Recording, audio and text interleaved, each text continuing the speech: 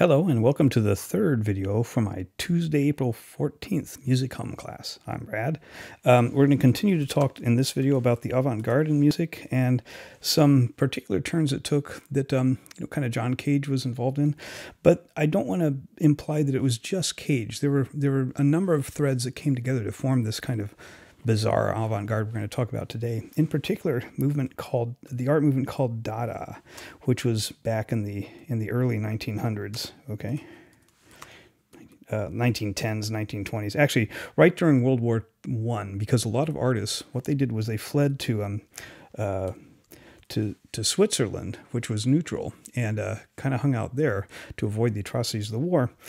And a group in particular, founded by Tristan Tzara and a guy named Hugo Ball, created this incredibly fun movement called Dada, which was basically art has almost no meaning, or it's nonsensical. And they founded a club called Cabaret Voltaire.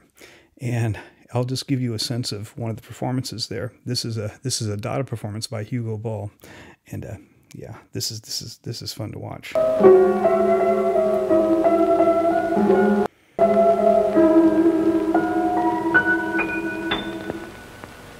Olifanto bambla, o fauli bambla, rosija empahab hor, e giga corave, higo bloico rusula huju, holaka holala, alago boom, blago boom, posso fataka, subudu bulu, asabatusa, data baumpa, kusa kalomana.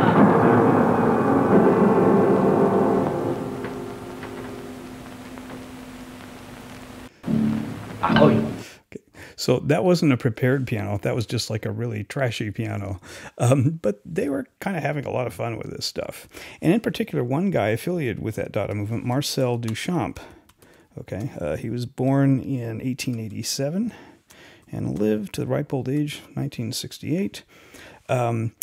He came to New York and became a very close friend of John Cage's. And this ferment, what was happening in New York with Cage and his kind of radical ideas, Cage gave a series of lectures at the New School in the late 1950s, 57 to 59, and this attracted a group of interesting people that were very intrigued by it. Jackson McClough, Lamont Young, George Brecht, Dick Higgins, and another person I'll talk about in a second. And they formed a movement kind of loosely based on Dada that they called Fluxus. And Duchamp was kind of their spiritual godfather for this. And they, I guess you'd call them, part of this music that was beginning to take shape. But it was a very expanded notion, a la Cage, of what music could be.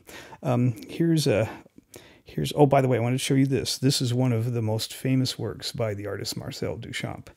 Again, you can see why this has such resonance with Cage's idea of letting in all sounds. Duchamp said, anything can be art, and he signed it, R. Mutt. And you can still see this piece many places. Well, not many places, you know what I mean. Anyhow, big deal. But these guys in this Fluxus movement started really kind of going berserk with the different things that you could do with conceptual approaches to music. Here's an example of one of their posters showing a performance that they did out on the street. Yeah, intriguing stuff. And this is that other member of Fluxus I wanted to talk about.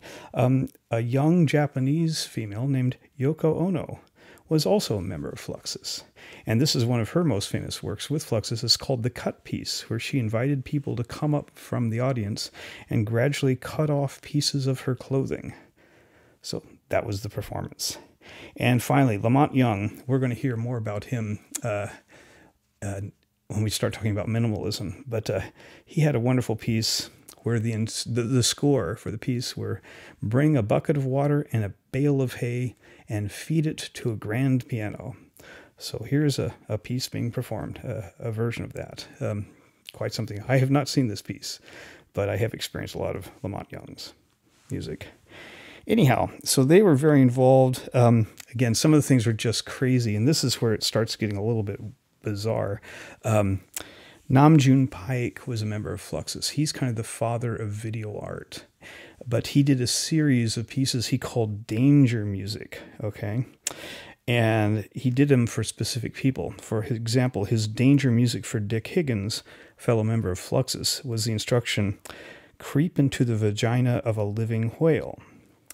I think Dick Higgins had a danger piece where basically the audience formed in the theater, then they locked all the doors, and the piece was the audience had to figure out how to get out of the theater. Yeah, I'm not sure that's a good idea. But anyhow, they had a big influence on a lot of music, a lot of ways of doing music, and they're just kind of a fun group of people. Anyhow, so we're going to stop this here.